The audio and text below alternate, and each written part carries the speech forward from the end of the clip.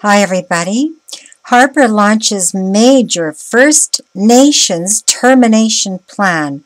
On September 4th, the Harper government clearly signaled its intention to, number one, focus all its efforts to assimilate First Nations into the existing federal and provincial orders of the Government of Canada. 2.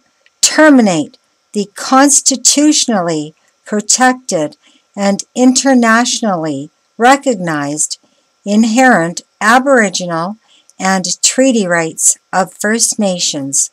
Termination in this context means the ending of First Nations pre-existing sovereign status through federal coercion of First Nations into land claims and self-government final agreements that convert First Nations into municipalities, their reserves into fee simple lands, and extinguishment of their inherent Aboriginal and treaty rights.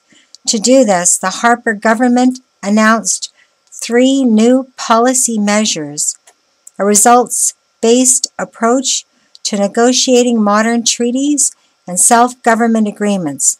This is an assessment process of 93 negotiation tables across Canada to determine who will and who won't agree to terminate inherent Aboriginal and treaty rights under the terms of Canada's comprehensive claims and self-government policies.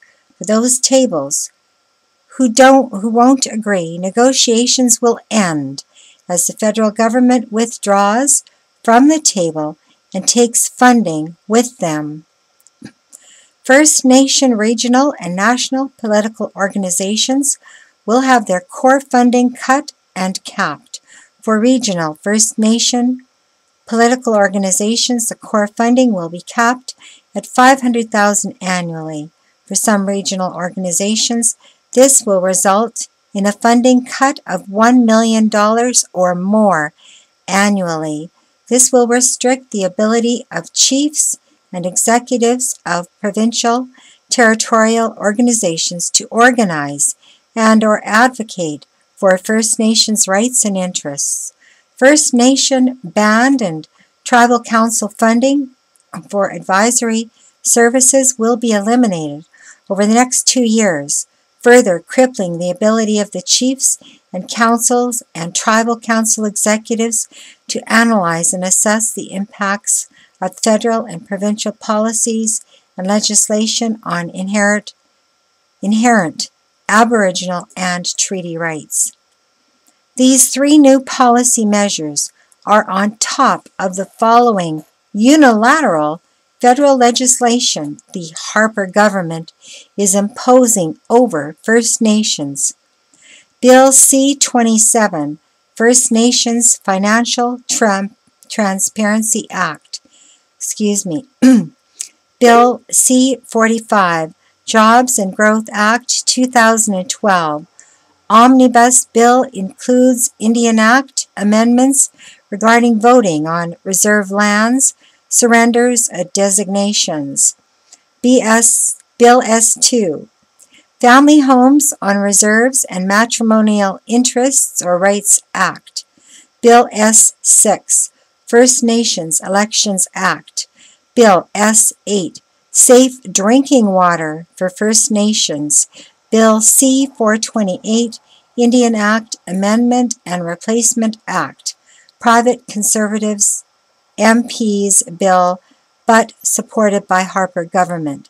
Then there are the Senate public bills. Bill S-207, an act to amend the Interpretation Act, non-derogation or derogation of Aboriginal and treaty rights. Bill S-212, First Nations Self-Government Recognition Bill.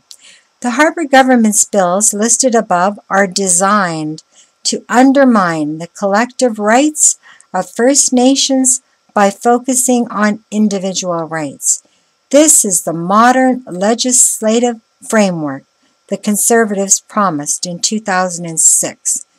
The 2006 Conservative Platform promised to replace the Indian Act and regulated and related legislation with a modern legislative framework which provides for the devolution of full legal and democratic responsibility to Aboriginal Canadians for their own affairs within the Constitution, including the Charter of Rights and Freedoms.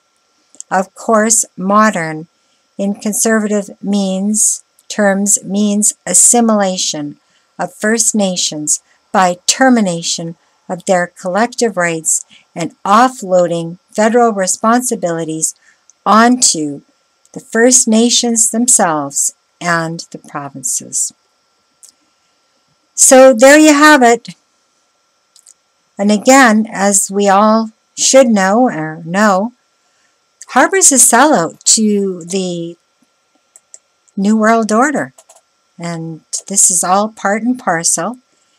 Not only do they want to assimilate the First Nations people, but they want to assimilate everybody in the world, basically. So,